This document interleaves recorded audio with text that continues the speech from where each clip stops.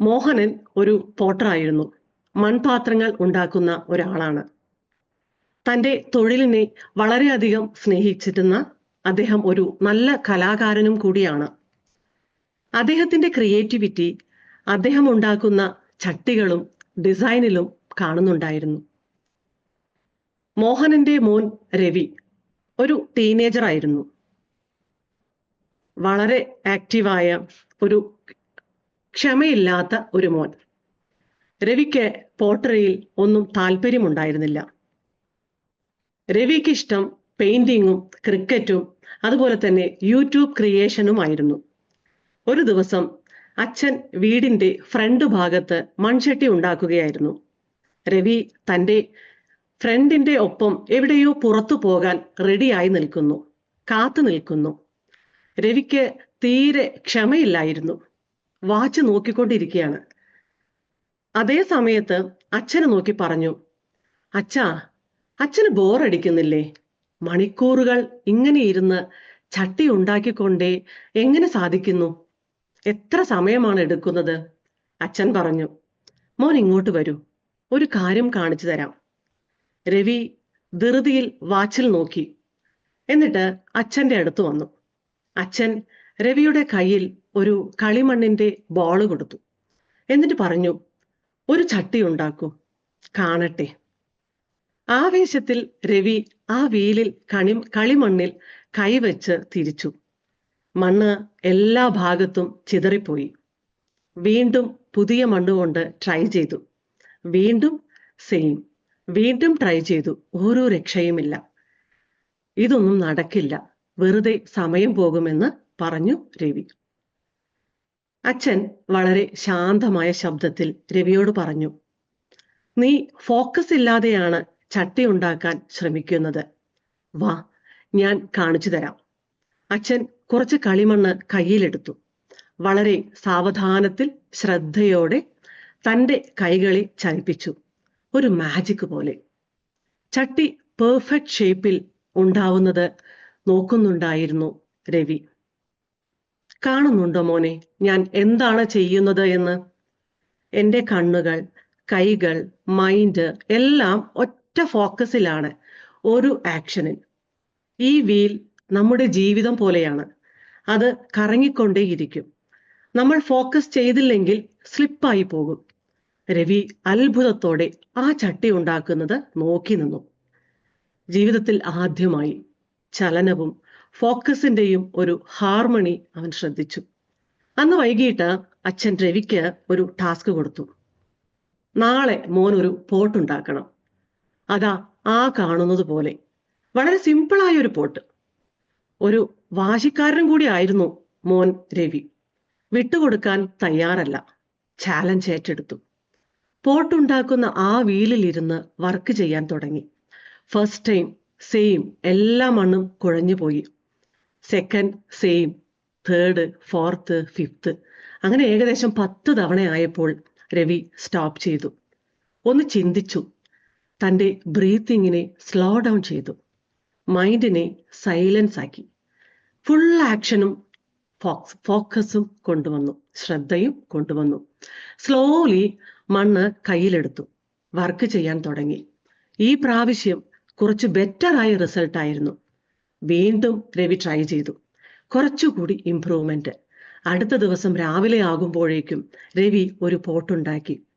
അച്ഛൻ്റെ പെർഫെക്ഷൻ ഇല്ല, പക്ഷേ ഒരു നല്ല ഭംഗിയുള്ള പോട്ട്. അച്ഛൻ നല്ലൊരു പുഞ്ചിരിയോടെ വന്നത് കണ്ടു. അച്ഛൻ പറഞ്ഞു, രവി മോനെ, ലൈഫ് കളിമണ്ണ് പോലെയാണ്. ആ വീൽ ഒരിക്കലും നിൽക്കില്ല. ശ്രദ്ധയും ക്ഷമയും ഉണ്ടെങ്കിൽ you can shape your life into anything you desire. ഈ ഒരു മൂല്യമുള്ള വാല്യുബിളായ പാഠം രവിയുടെ മനസ്സിന്റെ ആഴങ്ങളിൽ പല തിരുത്തലുകൾ നടത്തി. പല റീപ്രോഗ്രാമിംഗ് സംഭവിച്ചു. ഇതുവഴി അവൻ ജീവിതത്തിൽ വലിയ നേട്ടങ്ങൾ ഉണ്ടാക്കി. ഇന്നത്തെ session the power of focus. എല്ലാവർക്കും അറിയാം ഫോക്കസ് എന്താണെന്ന്. Focus is the ability to direct and sustain attention on a specific task, goal, or object. ഒരു പ്രത്യേക ജോലി, ലക്ഷ്യം അല്ലെങ്കിൽ വസ്തുവിൽ ശ്രദ്ധ കേന്ദ്രീകരിക്കാനും നിലനിർത്താനുമുള്ള കഴിവാണ് ഫോക്കസ്.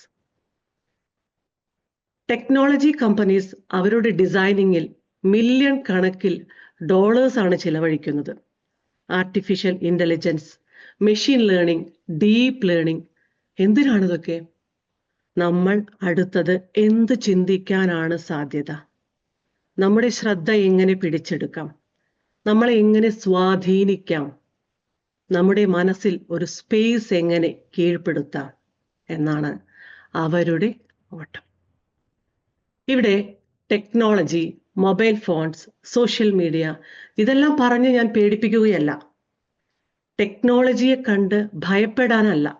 പക്ഷേ നമ്മുടെ ഫോക്കസിനെ സേഫ് ഗാർഡ് ചെയ്യാനാണ്, കാത്തു സൂക്ഷിക്കാനാണ് പറയുന്നത്.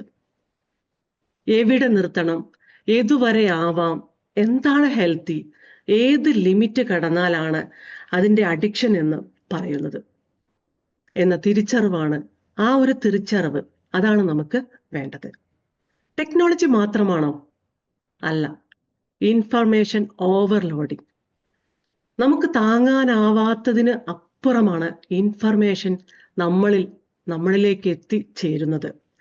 വേണ്ടതും വേണ്ടാത്തതുമായ ലോട്ട്സ് ഓഫ് ഒരുപാട് ഇൻഫർമേഷൻസ് എല്ലാം കൊണ്ട് നമ്മുടെ പാവം ഈ മൈൻഡ് എന്ത് ചെയ്യും? എവിടെയും ഫോക്കസ് ചെയ്യാൻ സാധിക്കാതെ, ഒന്നും ചിന്തിക്കാൻ കഴിയാതെ ഒരു പോക്കാണ്. ഒരു ദിവസം അവസാനിക്കുമ്പോൾ അയ്യോ, ഞാൻ ഇന്ന് എന്താണ് ചെയ്തത്, ഇന്ന് എന്താണ് തീർത്തത്, ഇന്ന് ഒത്തിരി പ്ലാൻ ഉണ്ടായിരുന്നല്ലോ, എവിടെ പോയി എൻ്റെ സമയമെല്ലാം? ഒന്നും ചെയ്തതുമില്ല, പക്ഷേ ശരീരവും മനസ്സും ആകെ ക്ഷീണം. ഒന്ന് കിടന്നാൽ മതി എന്ന് തോന്നും. സത്യത്തിൽ ഫോക്കസ് ഇല്ലെങ്കിൽ എന്താണ് സംഭവിക്കുക? ജീവിതത്തിൽ എല്ലാ ഭാഗങ്ങളെയും അത് അഫക്റ്റ് ചെയ്യും. ശ്രദ്ധയില്ലായ്മ, ജോലിയിലായാലും ശരി, പഠനത്തിലായാലും ശരി, കുടുംബത്തിലായാലും പേഴ്സണൽ ഡെവലപ്മെന്റിലായാലും മുന്നേറ്റം ഉണ്ടാകില്ല. കാര്യങ്ങളിൽ ഡിലേ ആകും. മാനസിക തളർച്ച, ഹെൽത്ത് ഇഷ്യൂസ്, പരാജയങ്ങൾ, എല്ലാ ഭാഗത്തും അതിൻ്റെ എഫക്റ്റ് കാണും. ചിലപ്പോൾ നമ്മൾ ഒരു ലക്ഷ്യത്തോടെ മുന്നോട്ട് പോകും.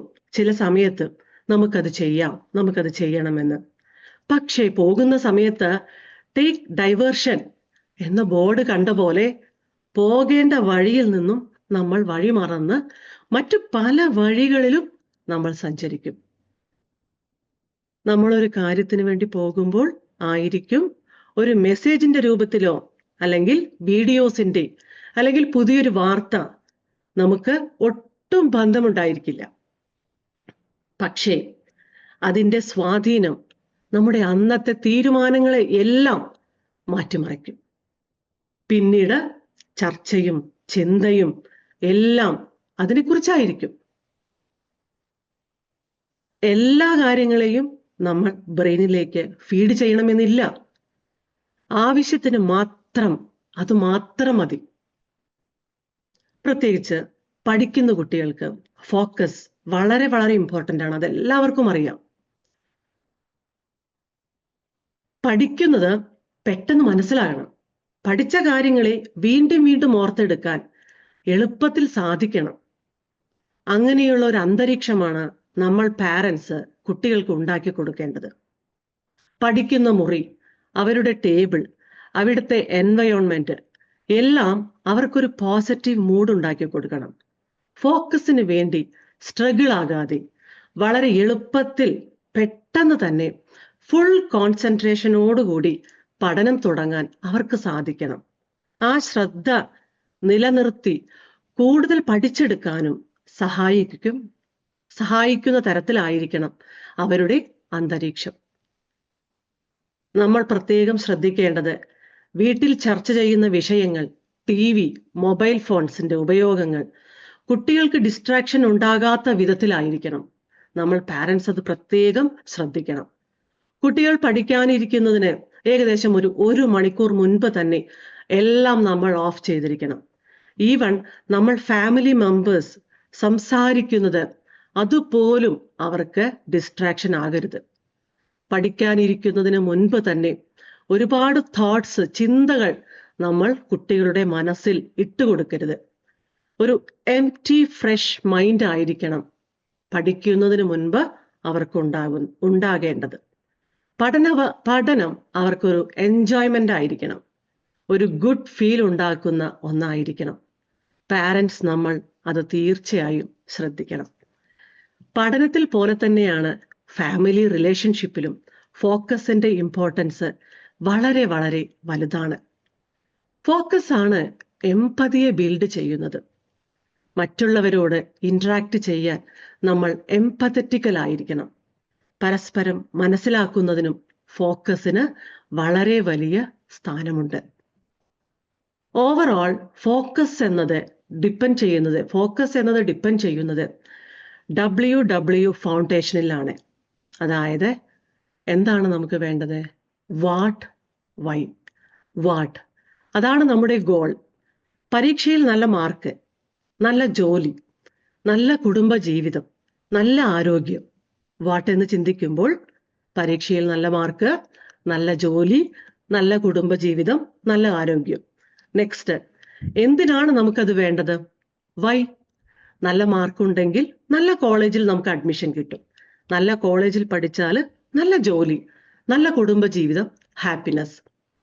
വൈ എന്നത് ഡിഫൈൻ ചെയ്യുന്നത് പർപ്പസ് എന്താണെന്ന്. ഈ രണ്ട് ചോദ്യങ്ങളാണ് നമ്മുടെ ശ്രദ്ധ മാറിപ്പോകുമ്പോൾ നമ്മൾ നമ്മളോട് തന്നെ ചോദിക്കേണ്ട ചോദ്യങ്ങൾ. നമ്മുടെ ഫോക്കസിനെ തിരിച്ചു കൊണ്ടുവരാൻ വളരെ ഹെൽപ്ഫുൾ ആവുന്ന ചോദ്യങ്ങൾ. ഈ ഫൗണ്ടേഷന്റെ മുകളിൽ വിൽ പവറും ഡിറ്റർമിനേഷനും വേണം. എന്തു തന്നെ ഡിസ്ട്രാക്ഷൻസ് ഉണ്ടായാലും മറികടന്ന് നമ്മൾ മുന്നോട്ട് പോകണം. ഫോക്കസ് മെച്ചപ്പെടുത്താനുള്ള വഴികൾ എന്തെല്ലാമാണെന്ന് നമുക്ക് നോക്കാം. നമ്മുടെ എന്നത്തെയും വരദാനമായ mindfulness. Practice mindfulness. Mindfulness is not about staying perfectly focused, but about gently returning your focus to where you want it to be. Mindfulness എന്ന് പറയുന്നത് സ്ട്രിക്റ്റായി ആ ഒരു മൊമെന്റിൽ തന്നെ പിടിച്ചിരിക്കണം എന്നല്ല. നമ്മുടെ മൈൻഡ് വാണ്ടർ ആയാലും പുറത്തു പോയാലും അതിനെ ജെന്റ്ലി തിരിച്ചു കൊണ്ടുവന്ന് എവിടെയാണ് ഇരിക്കേണ്ടത് അവിടെ നിലനിർത്തുന്നത്. ആദ്യമെല്ലാം ഈ ഒരു practice, be in the moment, നമുക്ക് ഡിഫിക്കൽട്ടായിരിക്കും, ബുദ്ധിമുട്ടായിരിക്കും. പക്ഷേ നിരന്തരമായ പ്രാക്ടീസിലൂടെ തീർച്ചയായും അത് നമുക്ക് നേടിയെടുക്കാൻ സാധിക്കും. യഥാർത്ഥത്തിൽ നമ്മുടെ nature, state of mind peaceful ആണ്, ശാന്തതയുള്ളതാണ്. ആ ഒരു സ്റ്റേറ്റ് നിലനിർത്താൻ മൈൻഡ്ഫുൾനെസ് പ്രാക്ടീസ് നമ്മളെ ഒരുപാട് സഹായിക്കും. നമ്മുടെ മനസ്സ് ഇത്രയും കാലം ശീലിച്ചത് മൾട്ടി ടാസ്കിങ്, ഒരു ചിന്തയിൽ നിന്നും മറ്റൊരു ചിന്തയിലേക്ക് ജമ്പ് ചെയ്യുന്നത്, ഒരുപാട് ചിന്തകൾ.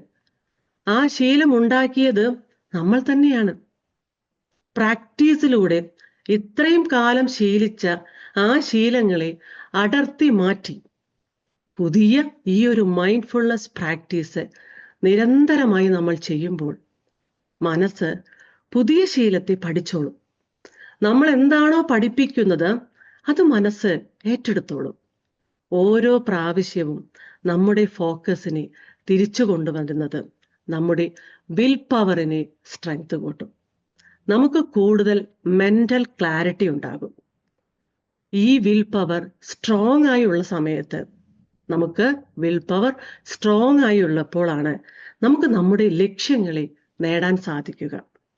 മാത്രമല്ല, ജീവിതത്തിൽ ഏതൊരു ഘട്ടത്തിലും എന്തെങ്കിലും ബുദ്ധിമുട്ടുകളൊക്കെ വരുന്ന സമയത്ത് ഈ വിൽ പവർ കൊണ്ട് നമുക്ക് അതിനെ ഫേസ് ചെയ്യാനും ഓവർകം ചെയ്യാനും നമുക്ക് സാധിക്കും. വെൻ വാക്കിംഗ്, വാക്ക്.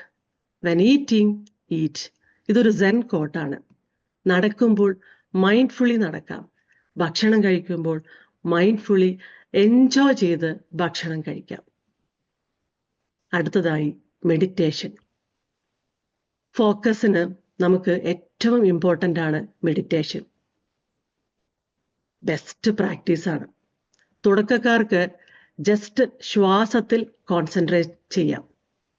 പലതരം ചിന്തകൾ വരും. ഓരോ ചിന്തകളെയും നമ്മൾ എൻകൗണ്ടർ ചെയ്യുമ്പോൾ ചിന്തകളുടെ എണ്ണം കുറഞ്ഞു തുടങ്ങും. മെഡിറ്റേഷൻ പഠിക്കുന്ന കുട്ടികൾക്ക് വളരെ വളരെ നല്ലതാണ്.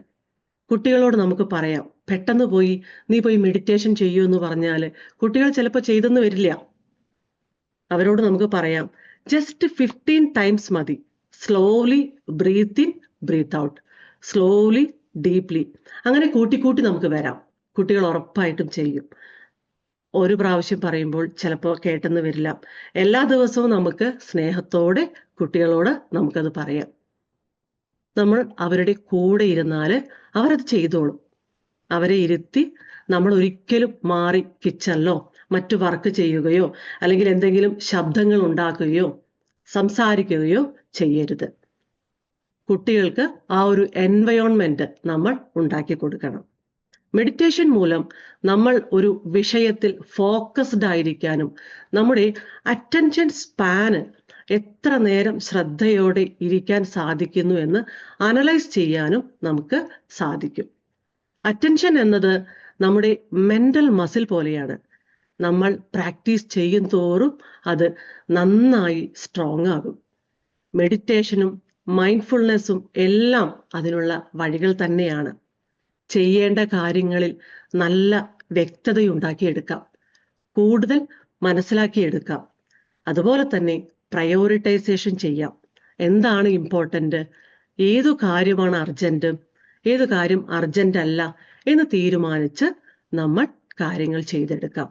അതുപോലെ തന്നെ നമ്മുടെ ഹെൽത്തിനെ നല്ല രീതിയിൽ ടേക്ക് കെയർ ചെയ്യാം, എക്സസൈസ് ചെയ്യാം. അതും വളരെ ഇമ്പോർട്ടൻ്റ് ആണ്. നെക്സ്റ്റ്, ഡിസ്ട്രാക്ഷൻസിനെ നമ്മൾ കുറയ്ക്കണം, ഇല്ലാതെയാക്കണം. അറ്റൻഷൻ നമുക്ക് കൂട്ടാം.